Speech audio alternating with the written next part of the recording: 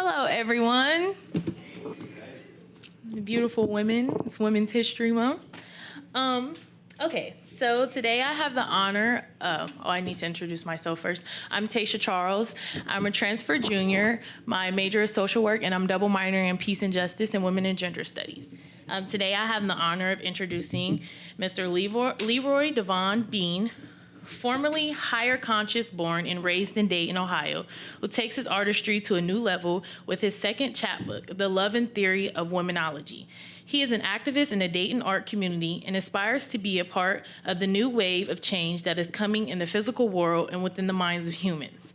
The co-founder of Underdog Academy attacks the conditioned mindset of sexism, gender roles, double standards, and more by putting this controversy in a new perspective to help understanding arise and spark conversation to get deeper into the issues that women face on a day-to-day basis. If you guys can just join me in giving a round of applause for him for coming today. Thank you. I digress. Hello, good afternoon. How y'all doing? Good. I'm a poet, so, I like energy and whatnot. So if you feel something you like, snap your fingers, clap your hands, give a little feeling, let me know that I'm doing all right. Let me know that y'all comfortable. So that cool? Cool. That way, if I suck, it's y'all fault, all right? All right. Like you said, my name is Leroy Bean. I'm born and raised in Dayton, Ohio. I've been doing poetry for about a little over 4 years, and I host an open mic in Dayton. I do poetry workshops at a middle school. I also do a chop shop for adults, just to create a community of writers to receive constructive criticism and just to grow together as artists. And I'm gonna just get into a little bit about this book today, if that's okay. That's cool? Cool. All right. I will say that you are listening to the mind of an artist. So understand that this is a story told that is a very real situation, given added creativity to catch your attention. Sometimes I'll refer to it as an entire project. It was kind of a chapbook at first, but it turned out to be like an actual book. It's really too long to be a chapbook. And it also comes with a CD as well. So it's a kind of a book and album combo. And you definitely would need both to get the whole experience.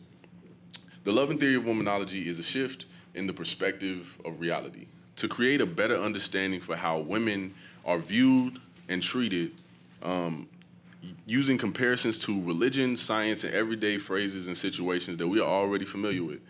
There are two things that motivated me to start this book: love for myself and practicing love for others.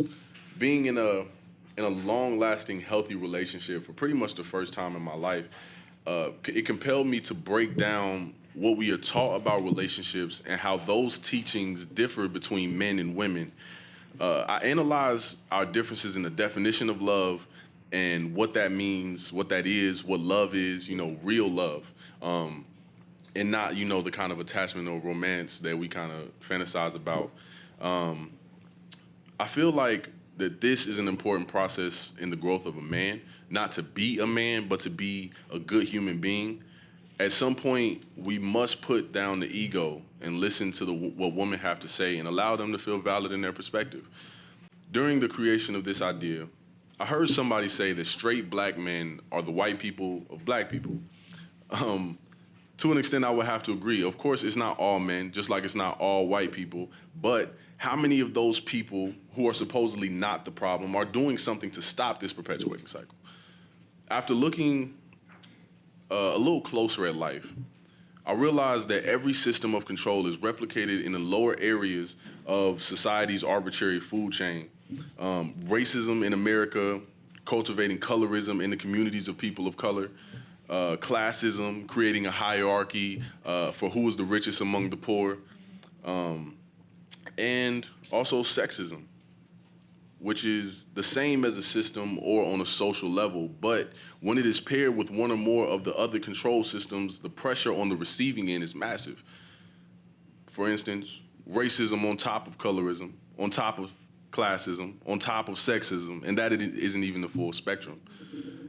from my perspective, women tend to be on the receiving end of this more often than males. Nevertheless, everyone seems to be out for power over someone or something else in this society. And no matter how much oppression they are under, rarely will somebody give up their privilege just to help somebody else other than themselves.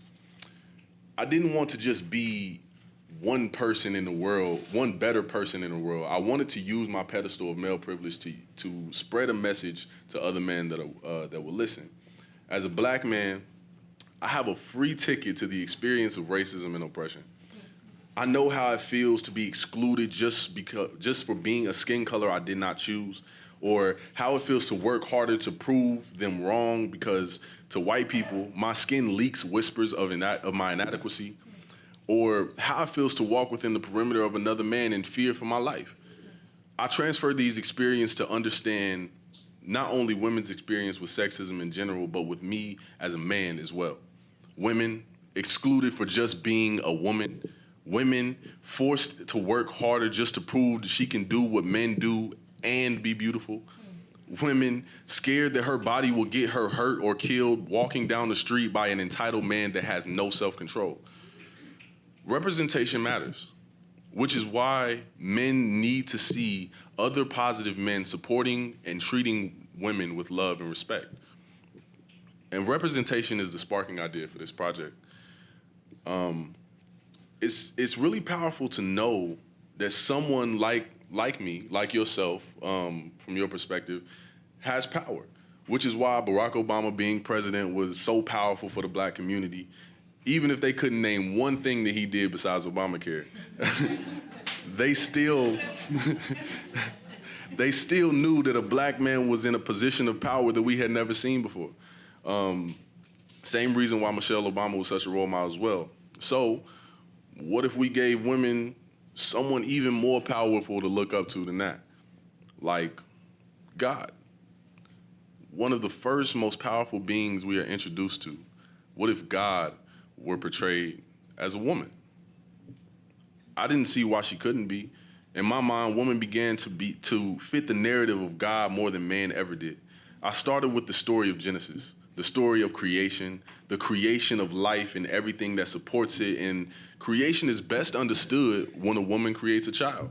So of course it takes two ingredients, but the child is created inside of the woman. My bad, next page. I saw God giving birth to the universe. I saw 3 trimesters happen in 1 week. I saw her give birth to love. If God is a woman and gave birth, then what would the personification of that be? There's a second powerful being that we don't think about too often. Mother Nature. Of course, she decided to snow on us today, but we thought it was spring, you know. So Mother Nature, another being that resembles the characteristics of a woman, nurturing, loving, the only reason creation is possible outside the hands of God. This, on a scientific level, basically everything on earth works together. And this is love. A relationship between life where everything is working for the progression of the entity, like all body parts working together to keep the body alive. This is love without expectation, without entitlement, without possessiveness. The love aspect in the love in theory comes from finding love for all that lives and finding that everything on earth loves too, just by being. Since most species are not overwhelmed with intelligence, it is instinct to love, and anything that steps into harm of life is not love, or it harms the advancement of life isn't love. As humans, the most advanced species, I believe that we are meant to be the shepherds to the sheep, which is all life, protectors, overseers of life, even to our own kind. It became clear that women, the giver of life, needs to be shown more love and compassion for the sake of life itself. Because without her, there really wouldn't be none of us, exactly. So I had to amplify her connections to life by making her God, just to open the perspective of society seeing her as equal. The things society has used to limit her and diminish her power are in fact what makes her such a powerful being in the first place. She just needs to be taught how to use this power. the ability to embrace your emotions and allow yourself to feel, to look for love and bask in it, to be nurturing, and naturally a beautiful work of art.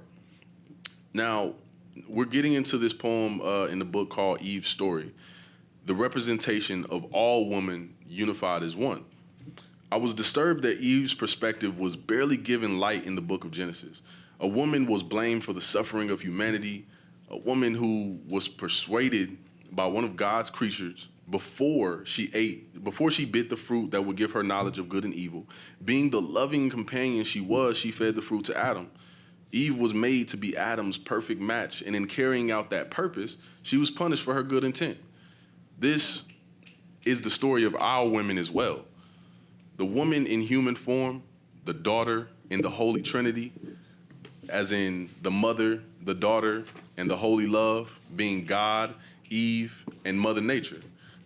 Now that I've shown you how woman fits into all these forms, maybe you're asking, so what is my perspective of woman then?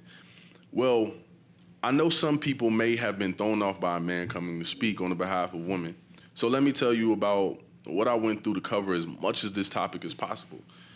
My first draft was ridiculously short, like way too short for it to be as pivotal as I wanted to, envisioned it to be. So I definitely had to do a lot of things to pick up on that. So I pretty much presented it to woman herself. I interviewed her.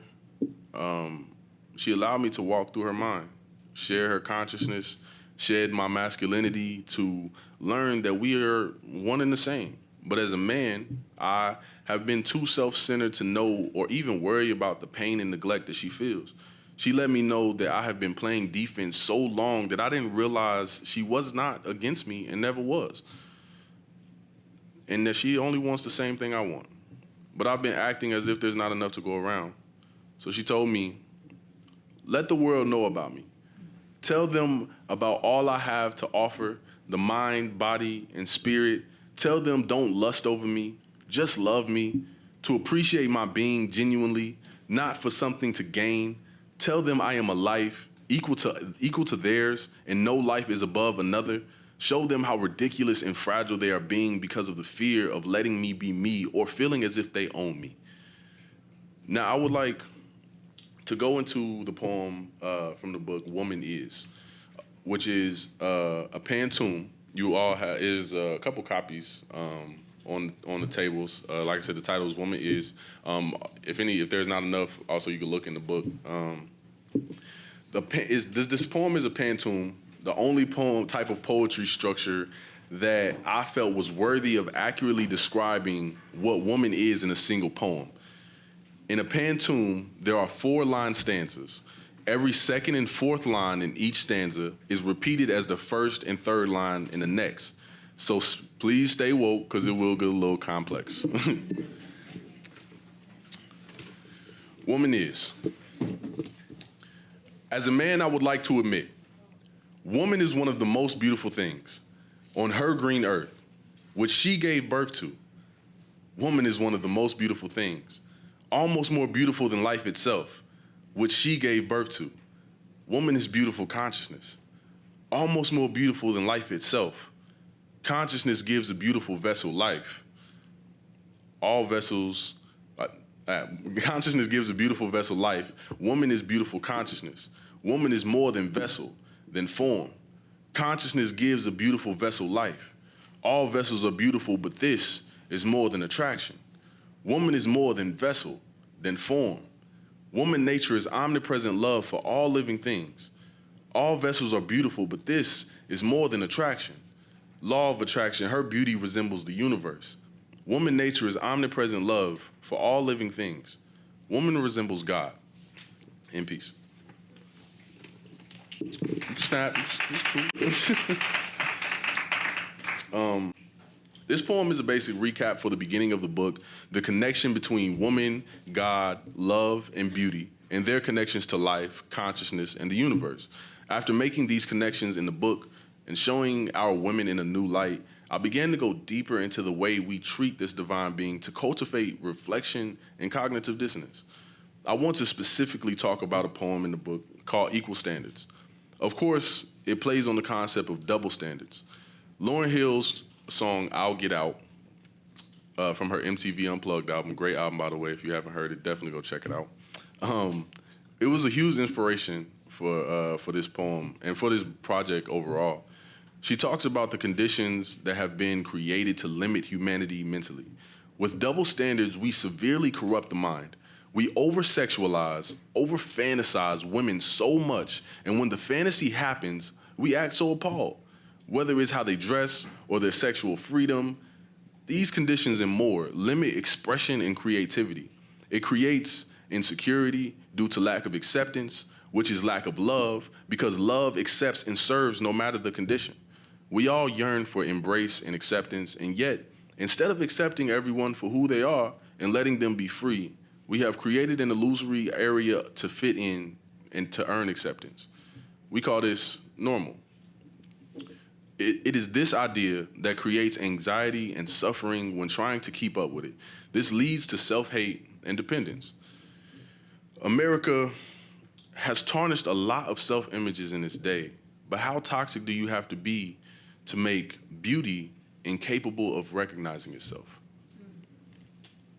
Going back to when I said women need to be taught to use their power, the power to look for love and bask in it, where I come from in the book, and most would agree that a woman's love is like no other, but we take advantage of that, especially men. When these double standards lead to that lack of acceptance, embrace, and love that we yearn for and snowballs into anxiety, self-hate, dependence, and suffering, women, and most people in general, end up subconsciously looking to feed on anything that looks like love, even if it isn't real. Love is not manipulative, but she gets lured into abusive relationships by attachment with the occasional nice gesture, confusing it for love. Because some are not taught that love is not abuse, even if the abuse isn't all the time. Love is not sex. You do not need sex to make love. But some are not taught that a man is not entitled to your body even if you are in a relationship. Love is not entitlement. Love is not expectations.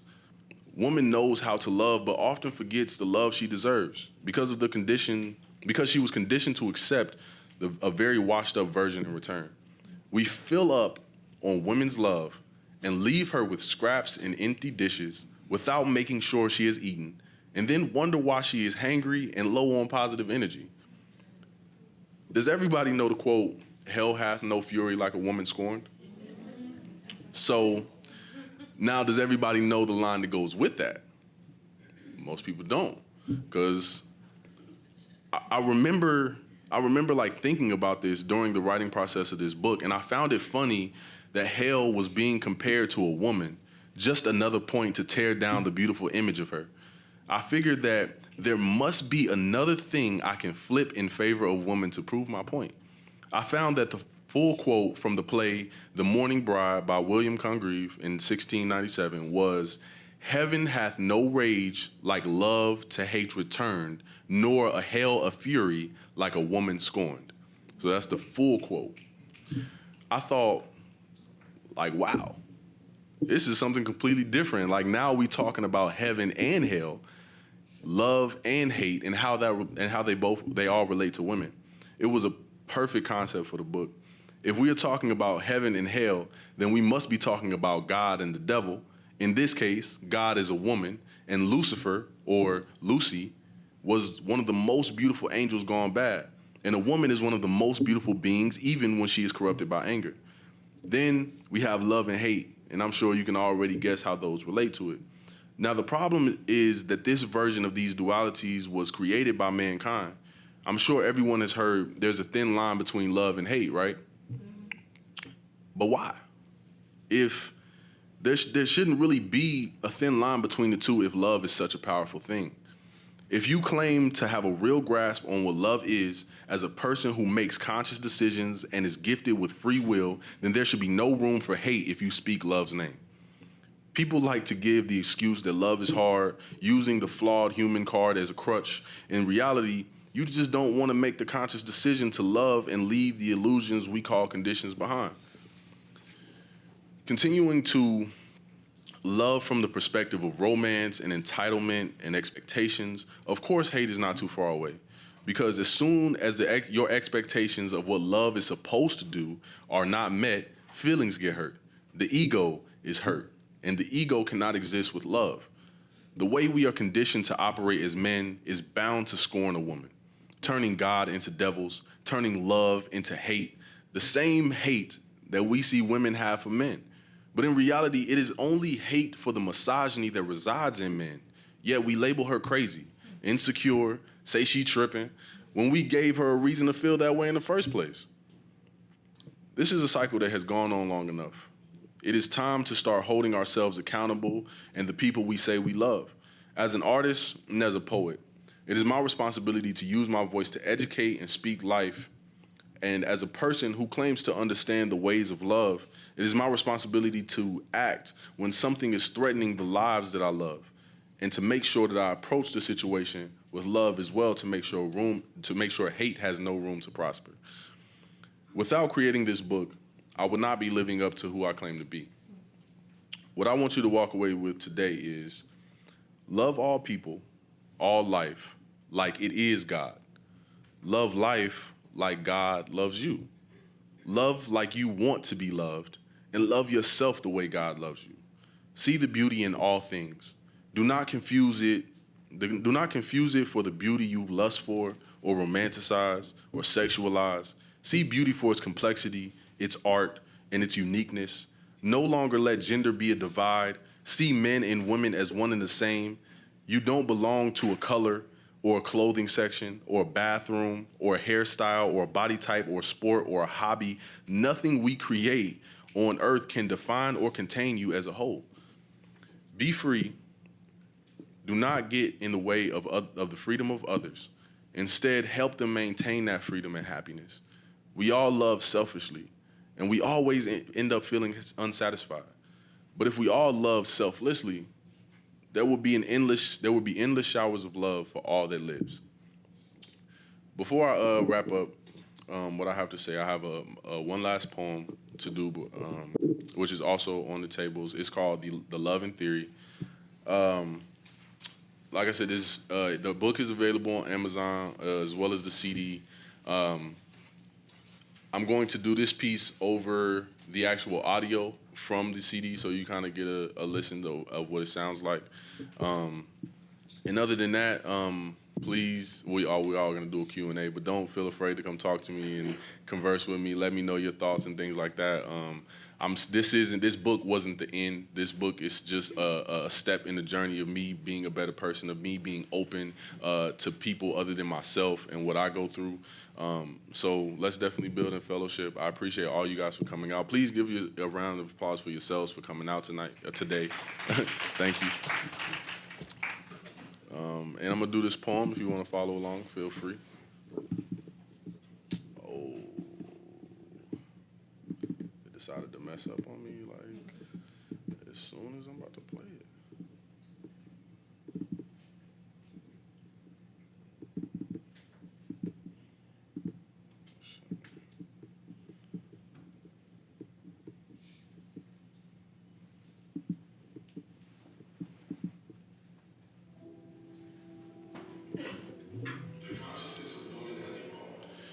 Realizing that the form she is given is not always ladylike, still she is not any less of a woman.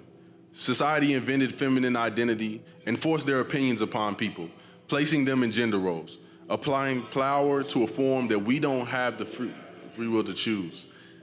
Even though all men are created equal, if you are a woman, then you lose. In culture, conditions are created to put gender in place. Why is it that women, the source of culture and society, the continuous provider of life itself, less like Mother Nature, like our God in heaven, you won't find her loving here on earth. The woman is too divine to find in form. You wonder why she ride or die, why her faith in you so high, why her loyalty for your life is imprinted in her mind sounds more like God to me. If God was in mortal form, would you treat her like you do your divine feminine?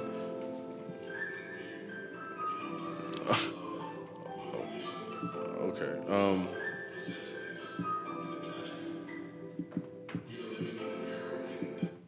sorry. It was everybody. Did that sound okay? I'm gonna start it over because I didn't really like the way the audio. Is that cool? Okay, cool. I didn't just want to make sure y'all can understand. The consciousness of woman has evolved, realizing that the form she is given is not always ladylike. Still, she is not any less of a woman.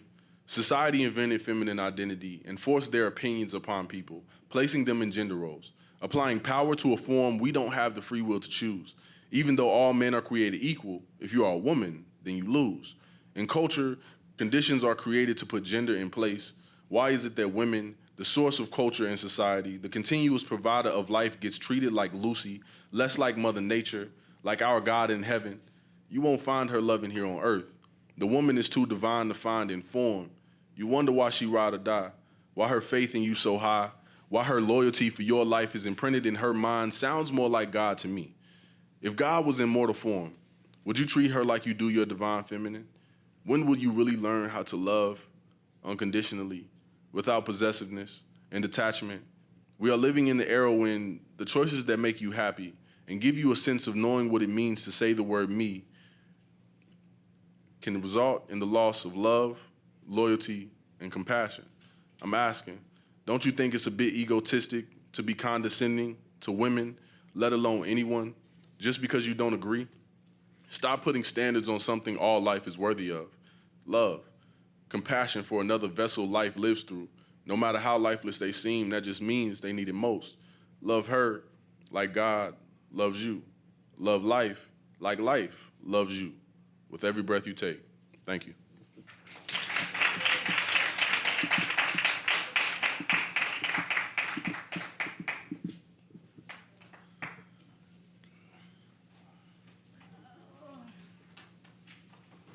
Can we give another round of applause for Leroy Bean?